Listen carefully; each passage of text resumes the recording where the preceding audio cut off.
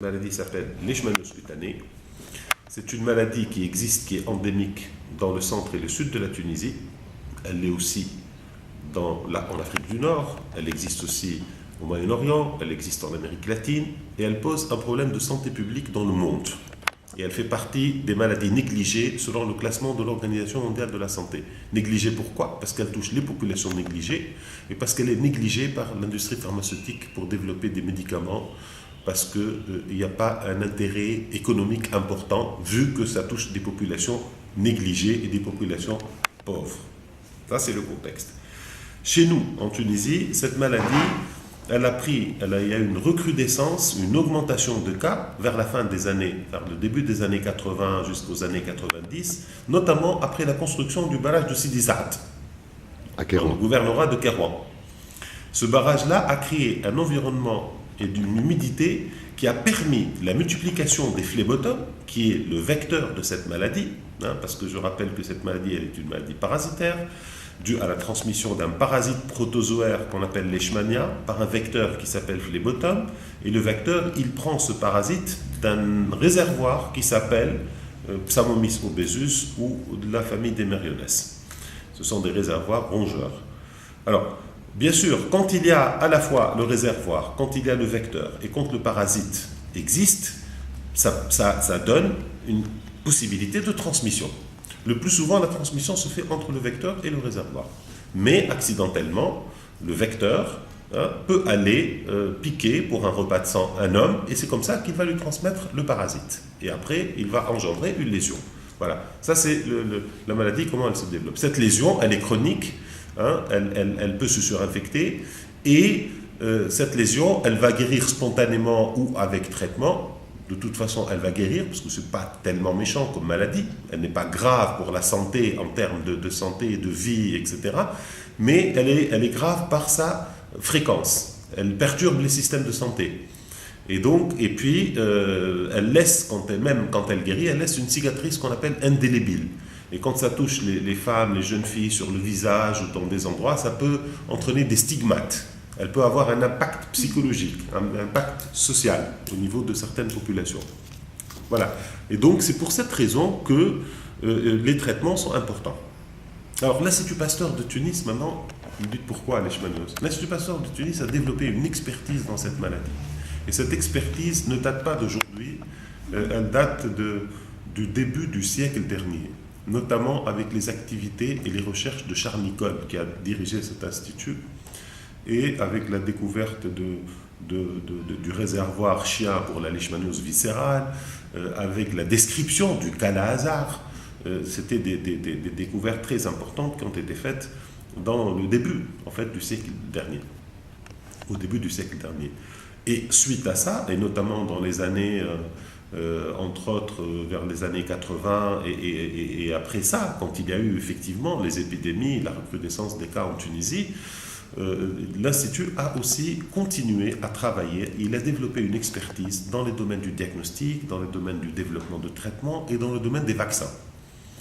À tel point que l'Institut Pasteur est devenu ce qu'on appelle un centre collaborateur de l'Organisation mondiale de la santé pour cette maladie. Il y en a 4 dans le monde, presque dans chaque continent, il y a un centre.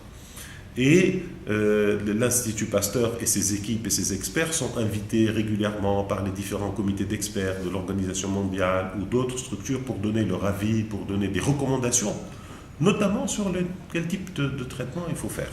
Donc ça, c'est le contexte de l'expertise.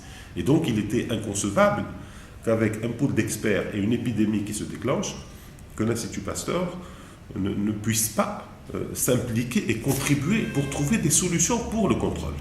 Okay? Et c'est ce qui a été fait. Alors, dans la polémique qui est sortie, on parle d'essais cliniques qui ont commencé en 2002. C'est vrai, parce qu'en 2002, on a eu, disons, un autre type de partenaire, qui est le partenaire américain. Mais en fait, les essais et la recherche sur cette maladie, disons, pour développer de nouveaux traitements contre la leishmaniose, a commencé depuis le début des années 90, avec la recrudescence des cas. Alors, pourquoi je dis nouveaux traitements? Parce que les traitements actuels, qui existent jusqu'à aujourd'hui, parce que même le nouveau traitement que nous avons décrit et publié, il n'est pas encore commercialisé, il n'est pas encore fabriqué par l'industrie pharmaceutique, on va revenir tout à l'heure, Mais les traitements donc, anciens et actuels, qui continuent à être utilisés, ce sont les sels d'antimoine, que vous connaissez. C'est des médicaments toxiques qui s'administrent par voie injectable. On les injecte soit par la seringue, enfin, par injection autour de la lésion, en local, soit par voie générale.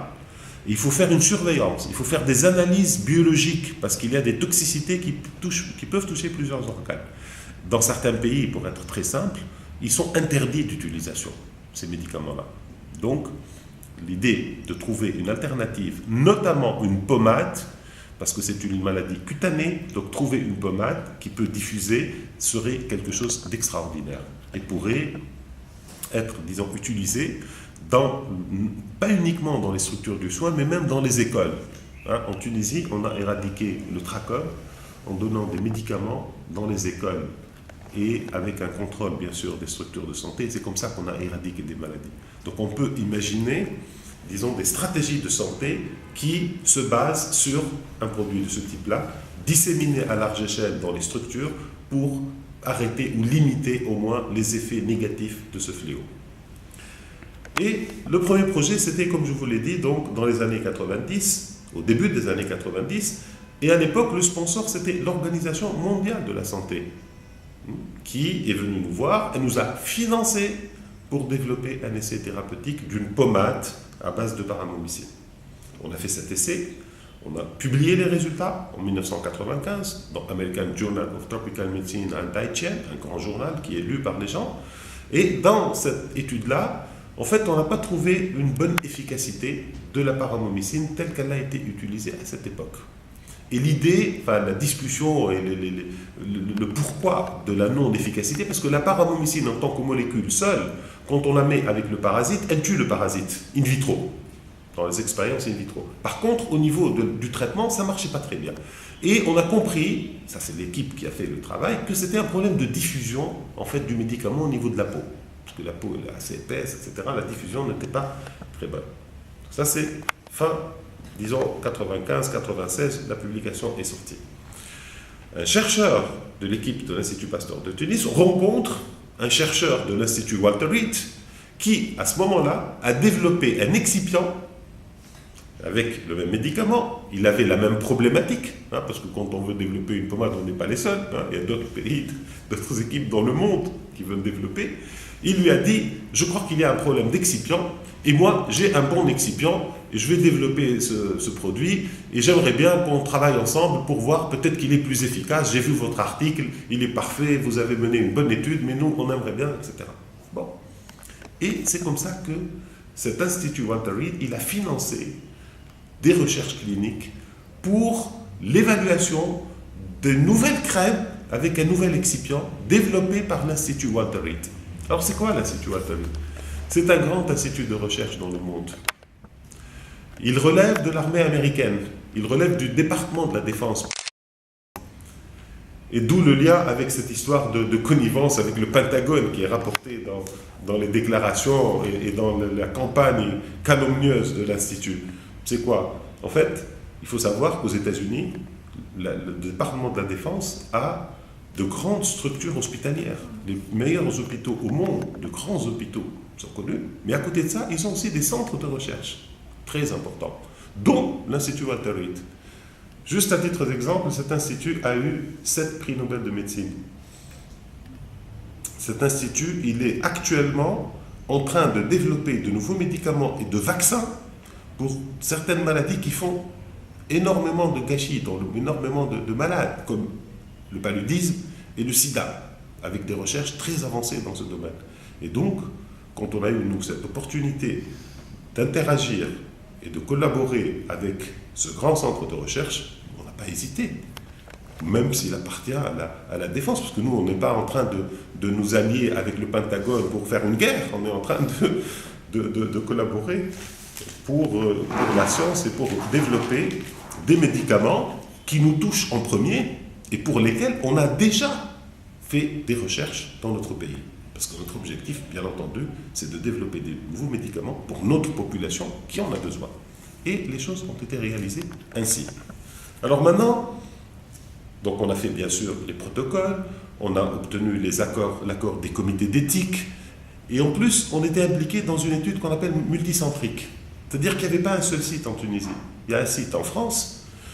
Alors vous me dites, la France, il n'y a pas de leishmaniose cutanée en France, en fait. Mais c'est les Français qui partent dans les zones d'endémie. Quand ils reviennent chez eux, ils développent des lésions. Il y a un centre connu de maladies tropicales. Ils sont concentrés dans ce centre, et ce centre-là a été choisi pour être un site, un deuxième site. Et un site en Colombie. C'est une étude multicentrique. Et le protocole, alors, juste pour vous expliquer pourquoi il est rigide, et il est transparent, il est clair.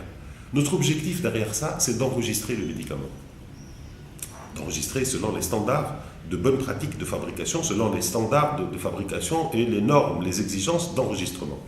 Donc, tout a été fait en respectant les normes internationales de bonne pratique clinique, de bonne pratique de laboratoire, avec tout le respect des exigences de qualité, les aspects éthiques, les aspects réglementaires, pour que le dossier, une fois préparé, on peut directement enregistrer.